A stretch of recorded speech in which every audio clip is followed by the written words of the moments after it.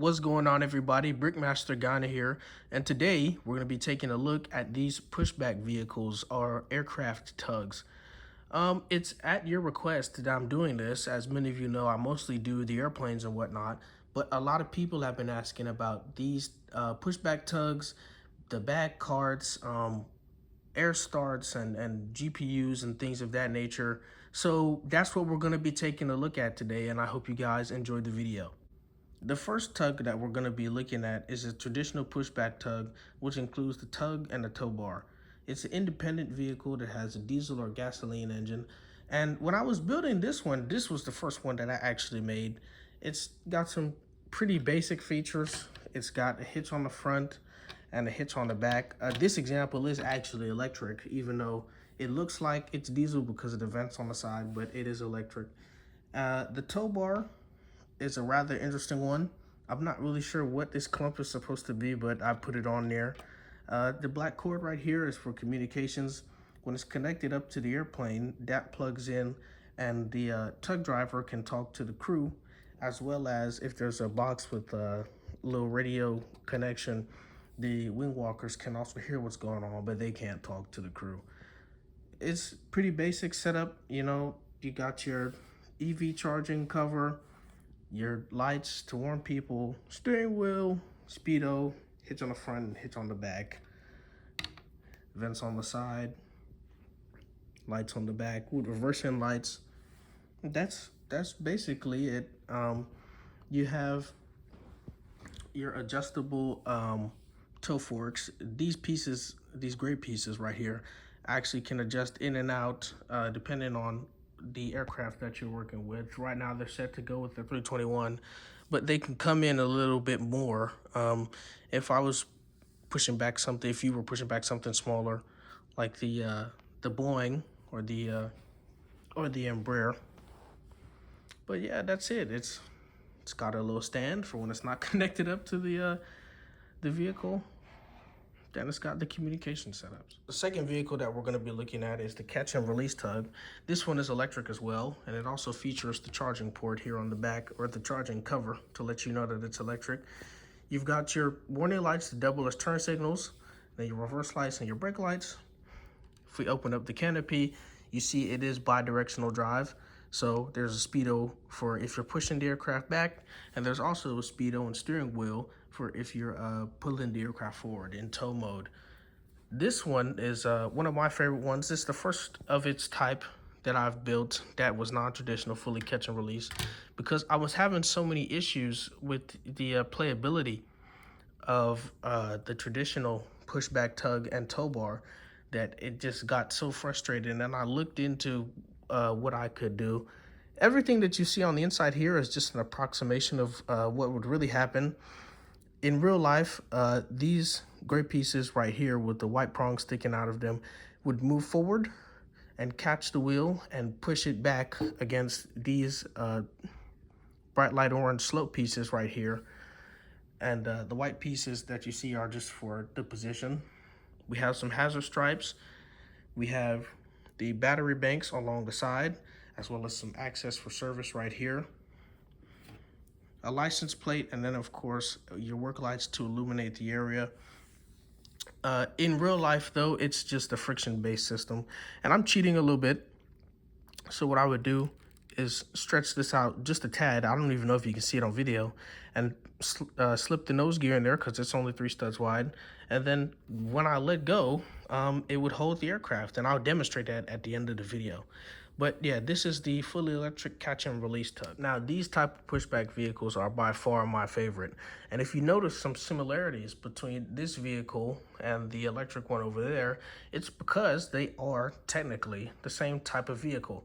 Originally, when I built this one for the Heart Lake Airlines 737, that'll be in the next video, it was intended to be just like that one. Fully electric, definitely wasn't thinking about having an attachment for a tow bar. But as you know, the 737 is an aircraft that is low to the ground. And true to form, I built my aircraft that way.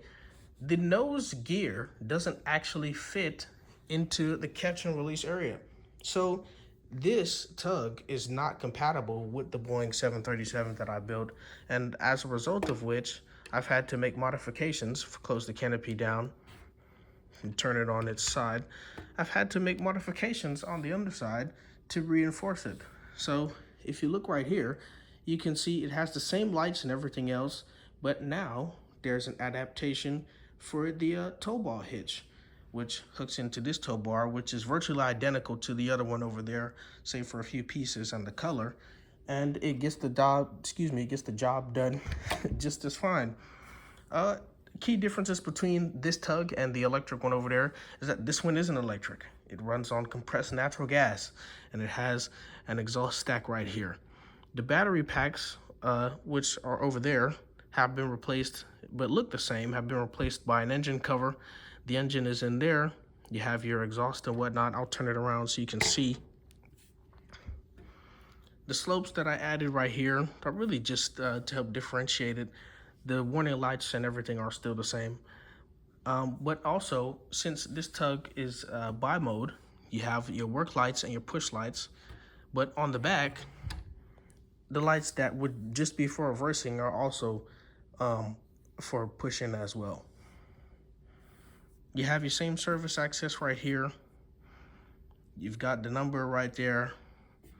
And as I say, it can catch and release, and it can use the traditional tow bar. So if I ever get around to building a Heart Lake Airlines Airbus or a taller Boeing, then yeah, this tug would be able to work with that aircraft. But the adaptation and the tow bar was solely born out of a necessity to make it compatible with the Boeing 737. This tug over here is designed to work with my small aircraft that do not have 3-stud wide nose gear. They have 2-stud wide nose gear. But this tug is also a hybrid model in that it can catch and release aircraft, and it also has a hitch. And it's compatible with that tow bar over there, or any tow bar that uses the traditional ball and hitch method in the Lego world. So this one would be used for the Embraer and the Bombardier CRJ 900, which will be coming in a video soon. It's also compatible with the Airbus A220, which will be coming in a video soon. And here we have, just as a demonstration, the nose gear of the Airbus slotted into the pushback tug, and it works really just as you would expect it to. If you didn't want to touch the airplane and you wanted it to be like real life, where you're pushing the aircraft back, you can do that, and you can make adjustments to it. You can push the aircraft back like that. Sorry, it's kind of hard to get everything in frame, but this is what that would look like. And because of the way the landing gear is slotted in place, it also works in the opposite way. If I were to hold on to the airplane, I can have it tow the aircraft, and I can have it push the aircraft in different directions, just like this. So all in all, it was a bit of a quick one today, but I really wanted to make this video for you guys because I know a lot of you had asked for it. And yeah, you know, being here and getting supported by y'all has been probably one of the most amazing and enjoyable things for me, to be able to show off my builds.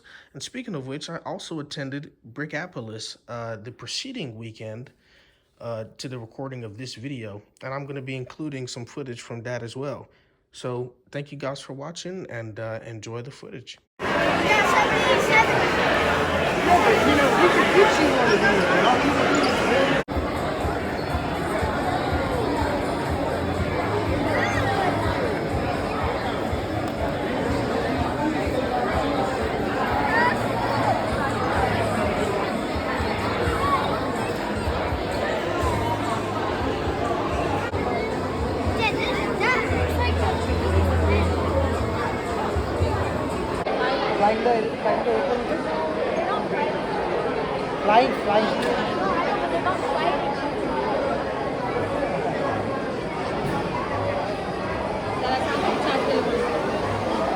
That's really cool.